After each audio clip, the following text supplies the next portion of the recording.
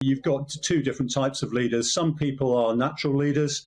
They know what needs to be done. They're able to organise the human resources to achieve various tasks. The vast majority of people aren't suited. But more critically, people are normally put in leadership positions for which they're not personally suited. When I teach leadership, I say there are two very important factors. One is leadership is not about you.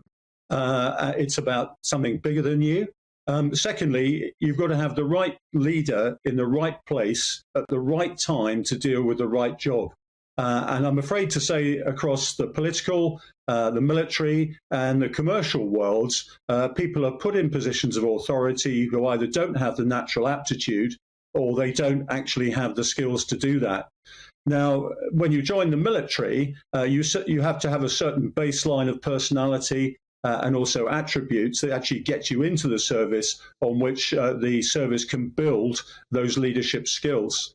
But as I always tell my people, the best teacher is actually experience. And what you do is you serve alongside people who experience above and alongside you, and dare I say it, beneath you in the rank structure, and you learn from them all the time. And you just hope you're not put into action, into combat at a time when your skills are at a very low level. Yes, it's tough to learn on the job in the military because people's lives are at stake. What kind of reflection do you have on what you see in politics? What do you think is the single most important thing that is lacking from the education of political leaders?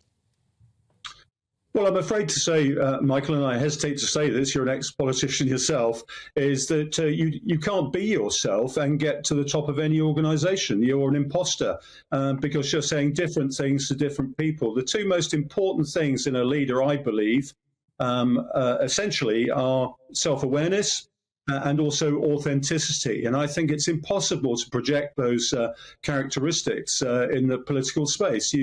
At each stage of the selection process and the electoral process, you're having to say different things to different people. And I'm afraid to say you can't act from inner conviction all the time, and that can't be reflected in what you do. Where it does occur, of course, is when you're under severe pressure in wartime. Look at Churchill and people like that. And I have to say that part of Boris Johnson's appeal was, of course, he was quite open. He was authentic about who he was, and he went forward on that basis.